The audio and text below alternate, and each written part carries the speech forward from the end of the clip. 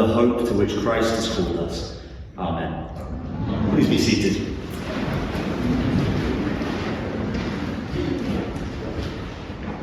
We've all seen them, the antiquated pastoral pictures of Jesus the shepherd, with a lamb under one arm and a staff in his other hand, taking care of his flock of sheep somewhere apparently in the Yorkshire Dales from the look of it. He doesn't look like any shepherd I've ever seen, I'll be honest, with his well-kempt beard, his luscious, usually red hair, and sandals, a terrible choice for someone working with sheep. It's amazing when you think about it that we still hold these images so dear. I mean, most of us, not all of us, but most of us are at least a generation or more removed from anybody who self-identified as a shepherd. I grew up in farmer country, East England, where I could see sheep from my bedroom window. But shepherds, not unless you count the farmer. And he was anything but the kind of pastoral, fatherly figure of the good shepherd that we get in all those sugary paintings I just mentioned. Yet there remains something about the image of the shepherd that moves us. Something that speaks to us.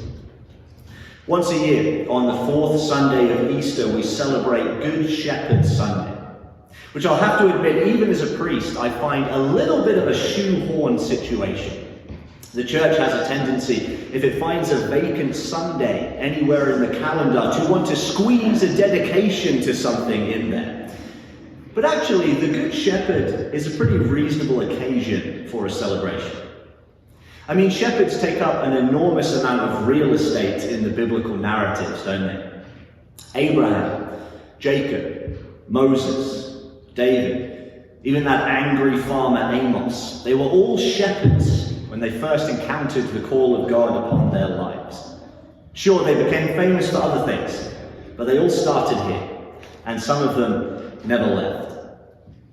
And so it's unsurprising, perhaps, that when the gospel writers want to give us a clue as to who Jesus really is, they draw on this rich Hebrew imagery of the shepherd. The Gospels compare Jesus to a lot of familiar characters in the Hebrew scriptures. Moses, Adam, Elijah. But none get as much of a mention in Jesus' story as that greatest of biblical shepherds, David. The Gospel writers love to remind their readers that Jesus is part of the lineage of Israel's greatest king, that he's descended from good stock. And in fact, they even go as far as saying that Jesus is himself a kind of second David. Now, it's tempting to read those references in the Gospels and think that what the writer is trying to say is that Jesus is a mighty king, like David was, a warrior, victorious. But of course, that's not what David was, at least not at first. We sang a few moments ago the words of perhaps the world's single favourite song, an ancient song we've come to call Psalm 23.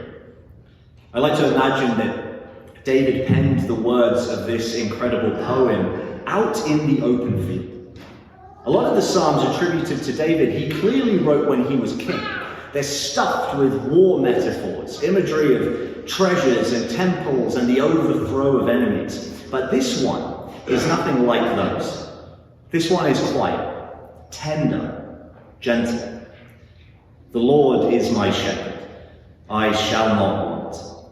He makes me to lie down in green pastures. He leads me beside still waters.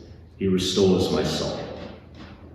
David spent his youth out in the open field with his flock of sheep. And as he did, he imagined himself as a lamb in the fold of God. I've often wondered if God chose David to be king, not because God saw kingship in him, but because David was a shepherd. If perhaps shepherds are the kinds of leaders that God seeks. That's far removed from the dominant models of leadership in our world today, isn't it? Browse the business section of your local Indigo chapters, and you'll find that every other book has the word leadership in the title. Fierce leadership, mindful leadership, how to lead with really leadery leadership. Okay, I might have made that one up. But what seems clear is that there's a deep appetite in our culture to be a leader. And that's a significant thing. We need leaders. Leaders identify what is broken in the world and inspire the necessary change. But I start to wonder as I peruse all these titles, whether our profound appetite for leadership is fed by a deep hunger for a vision of leadership that isn't rooted in power and success, but in loving service. In his better moments, David was the kind of leader that God seeks. God even goes as far as calling David a man after my own heart. David never stopped being a shepherd at heart. And in those moments when he did lose himself, they're often ostensibly because he forgets the deep love of the pastoral that lies beneath all the pomp and ceremony of kingship. He starts to think of himself as a king first, shepherd second.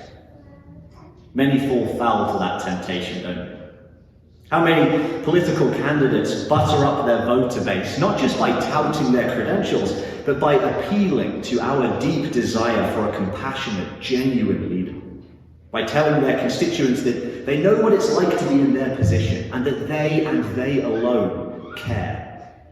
How many people in authority fall victim to the temptation of thinking of themselves as leaders first and shepherds or servants second? Jesus never much liked being called a leader, and certainly not a king. Plenty of people tried to call him one, or to make him one by force, and almost invariably he resisted. In one instance, the crowd thought they could push him all the way from Galilee to Jerusalem and force him to take up the throne. But he slipped away and went off by himself to pray, to recenter himself in his true vocation in God. But Jesus did have favourite metaphors for himself. There's something to be said for paying attention to how Jesus speaks of himself, how he expresses his own sense of identity and vocation through particular images and metaphors.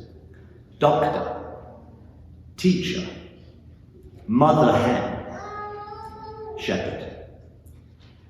These are all marks of authority. They're positions of power over others, but they all embody a particular kind of power, a model of authority that doesn't lord itself, but is marked by love and service, by nurture, by healing, by compassion.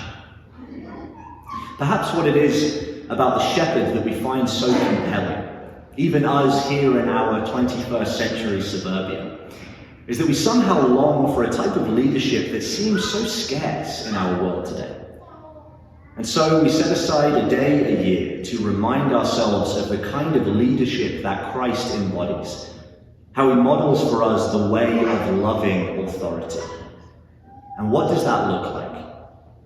As our reading from 1 John tells us, we know love by this, that he laid down his life for us, and we ought to lay down our lives for one another. May the church be the breeding ground for shepherd leaders, those who seek not to lord it over others, but to lay their lives down in loving service. Those who say, as Jesus said, I am the good shepherd.